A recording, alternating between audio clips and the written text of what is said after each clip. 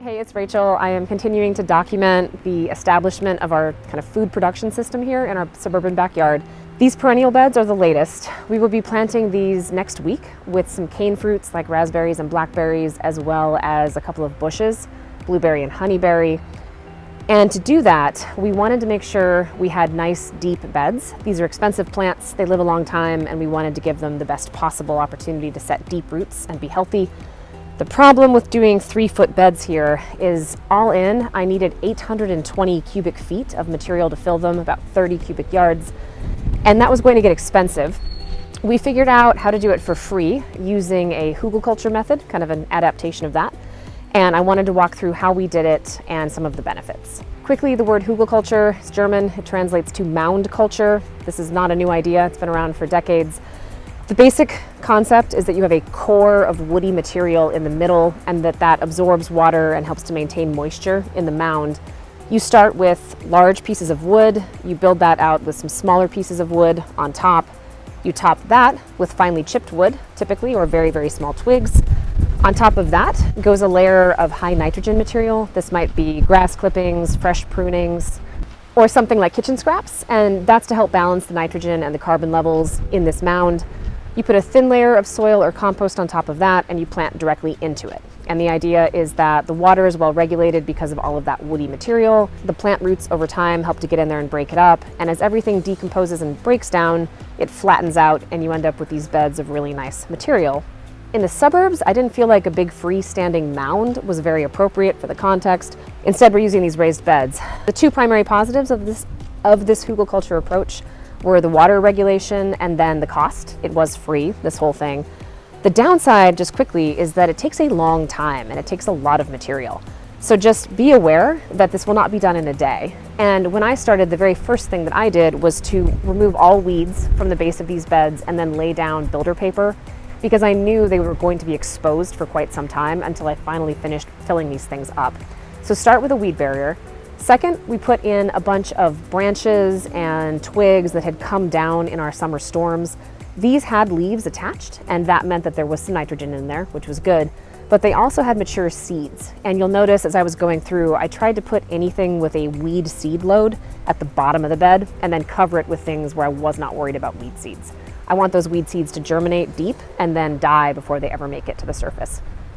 The second layer was decomposed wood chips. And the reason I did it in this order is that if you've seen my prior video about these wood chips, they've been sitting on our property now for, I think, about 3 years, slowly breaking down. And while the top surface was still visible as wood chips and a few small twigs, when you get into the interior, it was almost completely broken apart. And the reason is that it had been thoroughly worked with some recomposers. There's a huge population in there of pill bugs, millipedes, earthworms. I figured it would be nice to get them in direct contact, to bring that whole population over, drop it in these beds, and have them go to work on the large logs at the bottom. The other reason I wanted this layer to be lower is what I mentioned before, weed seeds. Those wood chips were sitting out in the open and we had multiple weed seeds that landed on top and sprouted, little mini forests of weeds growing on top of them. And I tried to pull them out, but I know a bunch of them were there too long and they set seed, and I knew that was in that material. So again, I wanted to bury it and not have it be right at the top. My third layer of material was wood chips. We have an arborist that's been giving us free wood chips whenever they take down a tree, and they brought some over. These were freshly chipped and they had leaves mixed right in. This was great. I got some more nitrogen from those leaves, and because they were freshly chipped, there was no chance that weed seeds had a chance to work their way in. That was my next layer. And then finally, the layer that you can see around me in the background, free municipal compost. Let me just talk about this for a second, because you probably have this resource if you do some research. Our municipality picks up the bags of leaves and other yard debris at the curb and composts them en masse with a large excavator in a big public yard. And it's free for residents to come pick it up. A friend of ours was kind enough to loan us his truck, and we lined it with a tarp, filled the truck bed with compost, drove it home, dumped it out into wheelbarrows, and put it into the beds. Good news is it's free. The bad news is there was some crazy stuff in it. Free compost is free compost, and you get what you pay for. When we were going through this, there were a ton of non-composted leaves in the mix. If you've ever tried to compost leaves, they tend to form these kind of sheets that don't break apart very well, and this compost was full of those sheets.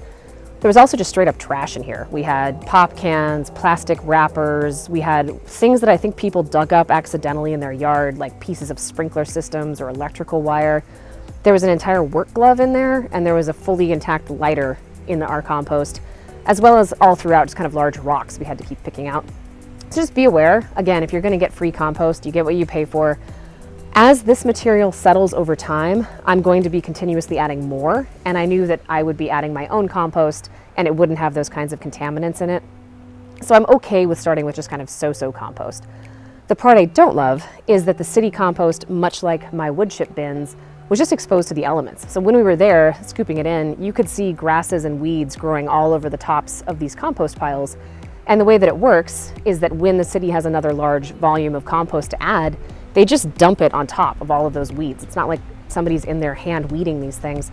I guarantee I'm gonna have to weed this more than I wanted to, but again, it was free and you can't beat the price. I'll end by quickly addressing a few questions I suspect I will get, so let me just hit that head on. First, I did not put down a layer of nitrogen material. So unlike the original Hügelkultur technique I mentioned where they put in grass clippings or prunings, I didn't do that here. The reason is I'm not going to plant the entire surface of these beds. Each of these long beds is going to get maybe 2 or 3 single bushes or plants, and over time they will spread and take over. I didn't need to put a ton of nitrogen in here. I'm just going to put a large amount of blood meal or another nitrogen source right into the planting hole when I put the bushes in, and that will allow them to have a good environment to set root and continue growing. And because I know I'm going to be topping this off over time with more and more compost, that should also be giving them some shots of nitrogen, along with additional fertilizer I can add as I go. The other proactive thing I should probably talk about here is how long these can even last. Generally, you don't want to take wood like this and subject it to high moisture environments. It'll fall apart. We knew we were going to use them for this purpose, and we invested in pressure treated lumber for this. No, it does not have arsenic in it. I get that question every time. We have not used arsenic in pressure treated wood in the United States for decades. These don't have arsenic. The only issue is they are resistant to breaking down to moisture, but not permanently and perfectly immune to it. Carpenter ants might be a problem. Carpenter ants don't eat wood like termites do, so the poison in pressure treated lumber doesn't have an effect on them. They're just scraping it out like a miner in a tunnel. If eventually this wood were to soften and start to break down, the carpenter ants would absolutely go after it and dig tunnels. I'm not worried about it because the pressure treated lumber will take a long time to soften up, but yes, that is a possible downside of using wood for this purpose. Those are the two I knew I should proactively address, but if there's any questions I didn't answer that you have on this, please post them and I will do my best to get back to you. And if anybody else has used this, I know a lot of people try and fill their beds with material that's less expensive. So if you have any other suggestions of material that people should try for this, please do post and share what worked well for you. I'll keep you guys up to date as we plant this out and see how it all goes. Otherwise, until next time, I hope that was helpful. Thanks.